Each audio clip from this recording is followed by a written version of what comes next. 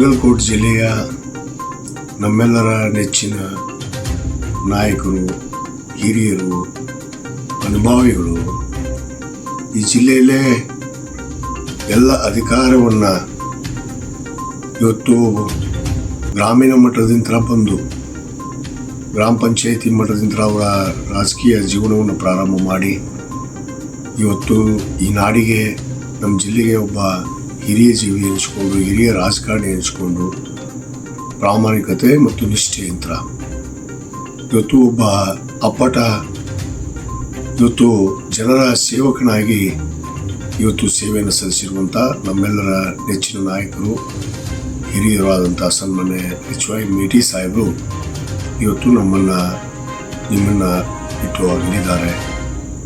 ಆದರೆ ಅವರ ಆತ್ಮ ಶಾಶ್ವತವಾಗಿ ನಮ್ಮೊಡನೆ ಇದೆ ಅನ್ನೋದನ್ನು ನಾನು ಈ ಸಂದರ್ಭದಲ್ಲಿ ತಿಳಿಸ್ತಾ, 1989ರಲ್ಲಿ ಅವರು ಪ್ರಥಮ ಬಾರಿಗೆ ವಿಧಾನಸಭೆಗೆ ಇವತ್ತು ಶಾಸಕರಾಗಿ ಬಂದು ಅಲ್ಲಿಂದ ಇವತ್ತಿನವರೆಗೂ ಕೂಡ ಅತ್ಯಂತ ಜನರ ಒಡನೆ ಭಾಳ ಸರಳ ಸಜ್ಜನಿಕೆ ವ್ಯಕ್ತಿ.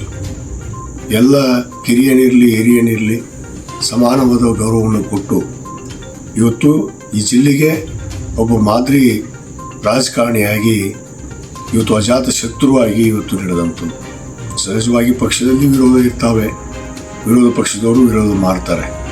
ಆದರೆ ಯಾರಿಗೂ ಕೂಡ ವಿರೋಧವನ್ನು ಬಯಸಿದಂಥ ಒಬ್ಬ ಹಿರಿಯ ಜೀವಿ ಅಂದರೆ ಅದು HY ಮೇಟಿ ಅವರು. ಇವತ್ತು ಬಾಗಲಕೋಟೆ ಜಿಲ್ಲೆ ಶಾಸಕರಾದ ಮೇಲೆ 13ರಲ್ಲಿ ಕೂಡ ನಾನು ಪ್ರಥಮ ಬಾರಿಗೆ ಶಾಸಕನಾದೆ. ಒಬ್ಬ ಹಿರಿಯರಾದರೂ ಕೂಡ ನಮ್ಮ ತಂದೆಯವರ ಜೊತೆಗೆ ಶಾಸಕರಾದಂಥವ್ರು 1989ರಲ್ಲಿ. ಆವತ್ತಿನಿಂದ ಅವರು JDS ಅಲ್ಲಿದ್ದರು, ನಮ್ಮ ತಂದೆಯವರು ಕಾಂಗ್ರೆಸ್ಸಲ್ಲಿದ್ದರೂ ಕೂಡ ಭಾಳ ನಮ್ಮ ತಂದೆಯವರ ಜೊತೆಗೆ ಒಂದು ಹತ್ತಿರದ ಸಂಬಂಧ, ಅವಿನಾಭಾವ ಸಂಬಂಧ ಇಟ್ಕೊಂಡಂಥವ್ರು. ಅವರನ್ನು ನಾನು ಬಾಲ್ಯದಿಂದ ನೋಡಿದ್ದೆ. ಆದರೆ ನಾನೊಮ್ಮೆ ಶಾಸಕನಾದಾಗ ನಿಜವಾಗ್ಲೂ ನಾನು ಶಾಸಕನಾದ ಕೂಡ ಅವರು ನನಗೆ ಭಾಳಷ್ಟು ಸಹಾಯವನ್ನು ಮಾಡಿದರು, ಮಾರ್ಗದರ್ಶನವನ್ನು ನೀಡಿದರು.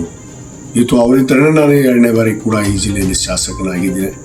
ನಿಜವಾಗ್ಲೂ ನನಗೆ ಅವರು ಕಳ್ಕೊಂಡಂಥ ಒಂದು ದುಃಖ, ನೋವು ಅವರ ಕುಟುಂಬದವ್ರಿಗಿಂತ ನನಗೂ ಕೂಡ ಅಷ್ಟೇ ಒಂದು ದುಃಖ, ನೋವು ಆಗ್ತಾಯಿದೆ.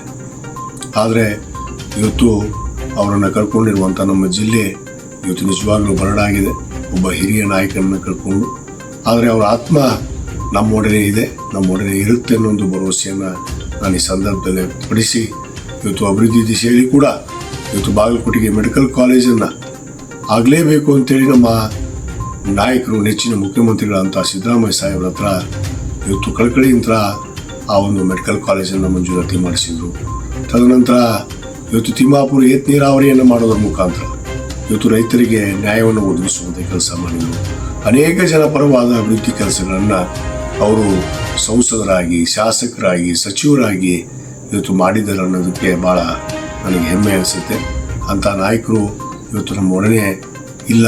ಇವತ್ತು ಅವರು ಯೋಲೋಕವನ್ನು ತ್ಯಜಿಸ್ತಾ ಇದ್ದಾರೆ. ಅವರ ಆತ್ಮಕ್ಕೆ ಆ ಭಗವಂತ ಚಿರಶಾಂತಿಯನ್ನು ಕೊಡಲಿ ಅಂಥೇಳಿ ನಾನು ಆ ಭಗವಂತನಲ್ಲಿ ಪ್ರಾರ್ಥನೆ ಮಾಡ್ತೇನೆ.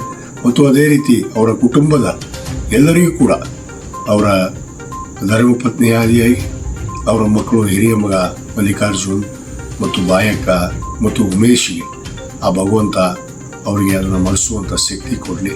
ಅವರು ಮುಂದೆ ಈ ರಾಜಕೀಯ ಜೀವನದಲ್ಲಿ ಗುರುತಿಸ್ಕೊಂಡು ಇವತ್ತು ತಂದೆ ಹಾಗೆ ಮುಂದೆ ನಡೆಯುವಂಥ ಒಂದು ಶಕ್ತಿಯನ್ನು ಕೂಡ ಭಗವಂತ ಪ್ರಾಪ್ತಿ ಮಾಡಲಿ ಅಂತೇಳಿ ಈ ಸಂದರ್ಭದಲ್ಲಿ ನಾನು ಆ ಭಗವಂತನಲ್ಲಿ ಪ್ರಾರ್ಥನೆ ಮಾಡ್ತೇನೆ. ಅವರ ಆತ್ಮಕ್ಕೆ ಚಿರಶಾಂತಿಯನ್ನು ಭಗವಂತ ಕೊಡಲಿ ಅಂತೇಳಿ ನಾನು ಪ್ರಾರ್ಥನೆ ಮಾಡ್ತೇನೆ.